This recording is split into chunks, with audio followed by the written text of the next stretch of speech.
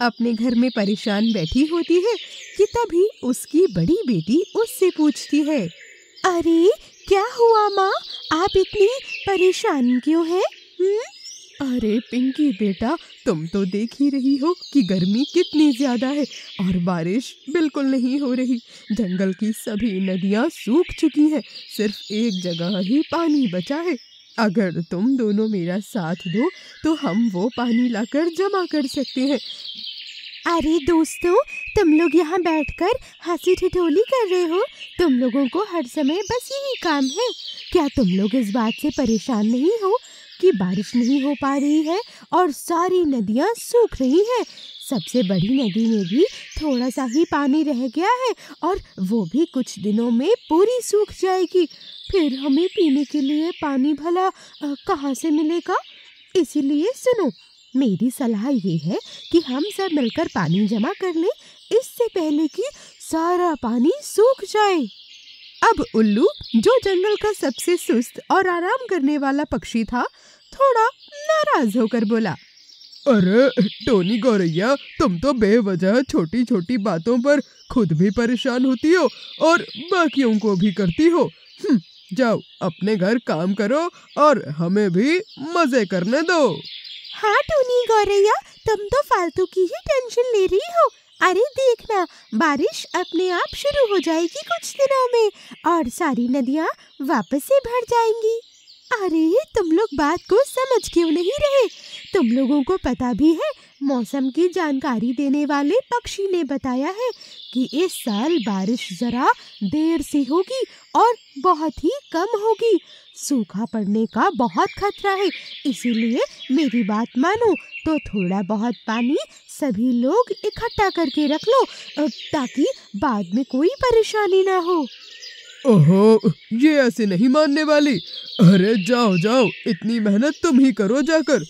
और इतनी गर्मी में चक्कर पे चक्कर लगाकर थोड़ा सा पानी जमा कर लो, जो किसी काम का नहीं रहेगा। हम लोगों से तो ये सब होने से रहा। तुम देखना, जल्दी ही बारिश आएगी और हर तरफ पानी ही पानी होगा। इसके बाद सभी पक्षी वापस से मौज मस्ती में लग जाते हैं और बेचारी टोनी गौरैया परेशान होकर घर वापस आ जाती है। अपने घर में परेशान बैठी होती है कि तभी उसकी बड़ी बेटी उससे पूछती है, अरे क्या हुआ माँ, आप इतनी परेशान क्यों हैं? अरे पिंकी बेटा, तुम तो देख ही रही हो कि गर्मी कितनी ज्यादा है और बारिश बिल्कुल नहीं हो रही। जंगल की सभी नदियां सूख चुकी हैं, सिर्फ एक जगह ही पानी बचा है। अगर तुम दोनों मेरा साथ दो तो हम वो पानी लाकर जमा कर सकते हैं। मैंने जंगल के दूसरे पक्षियों से भी कहा, लेकिन वो सब तो मेरा ही मजाक उड़ाने लगे। अरे माँ, आप बिल्कुल भी परेशान ना होइए, मैं और चिंकी आपकी मदद जरूर करेंगे और जल्दी ही अपने सारे बर्तनों में पानी जमा कर लेंगे। ठीक है, तो चलो इसे अभी से ही शुरू करते हैं। इसके बाद वो तीनों माँ बेटियां पानी लेने चली जाती हैं। उन्होंने 2 दिन तक लगातार मेहनत की और धीरे धीरे करके अपने सारे बर्तनों में काफी सारा पानी जमा कर लिया और टोनी गौरैया खुश होकर तभी पानी की ओर देखती है और खुश होकर बोली, अरे भगवान, आपका लाख लाख शुक्रिया। अब ये पानी काफी दिनों तक हमारी जरूरत पूरा कर सकेगा।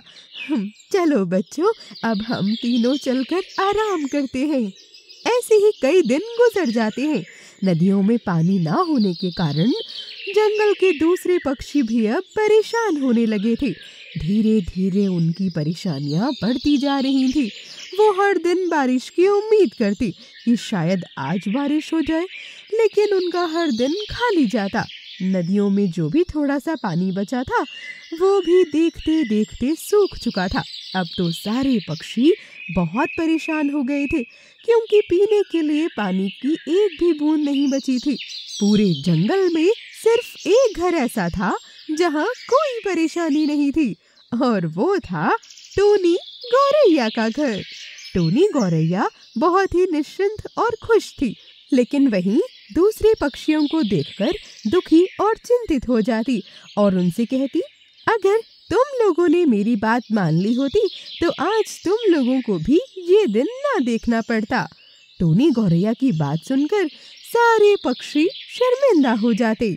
अगले दिन तभी उल्लू काफी परेशान था क्योंकि उसके बेटे की तबीयत खराब हो गई थी, क्योंकि उसे बहुत जोरों की प्यास लगी थी और उसके शरीर में पानी की कमी हो गई थी। वो बार बार बस पानी पानी पुकार रहा था, लेकिन उसके घर के सारे बर्तन खाली पड़े थे। किसी बर्तन में एक बूंद पानी न था। अपने बच्चे को इस तरह से प्यास से तड़पता देख उसे बहुत गुस्सा आया और उसने गुस्से से पानी के सारे बर्तन तोड़ डाले।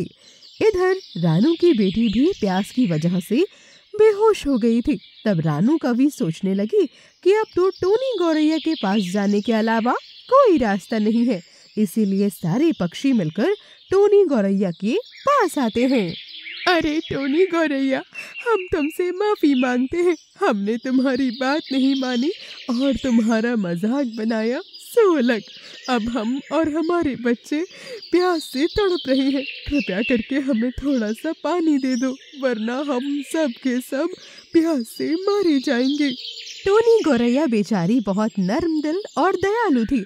वो पानी देने के लिए तैयार हो जाती है, लेकिन तभी उसकी दोनों बेटियां उससे बोली, अरे माँ, इतनी गर्मी में हमने इतनी मेहनत से पानी जमा किया और उस समय ये लोग बैठकर हमारा मजाक बना रहे थे।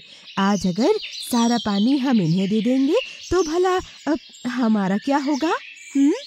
अरे बेटा, किसी को अगर हमसे कोई ज़रूरत पड़ जाए तो उसकी ज़रूरत पूरी करनी चाहिए।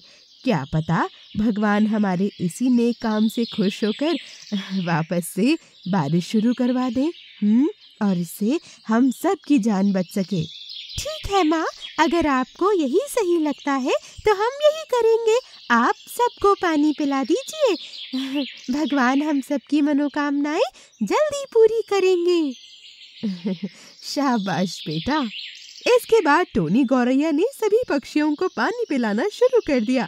पानी पिलाते पिलाते उनका सारा पानी खत्म हो गया था।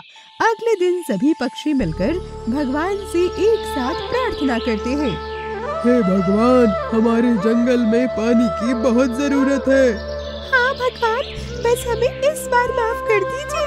अगली बार हम भी टोनी गौरैया की तरह पानी बचा कर रखेंगे। बस इस बार हम पर दया कीजिए। हाँ हाँ भगवान जी, हम भी टोनी गौरैया की तरह पानी बचा कर रखेंगे ताकि अपने साथ साथ हम दूसरों की भी मदद कर पाए। इधर टोनी गौरैया और उसके बच्चे भी सारी रात भगवान से प्रार्थना करते रहे। अगली सुबह देखते ही देखते काले बादल छा गए और खूब बरसे।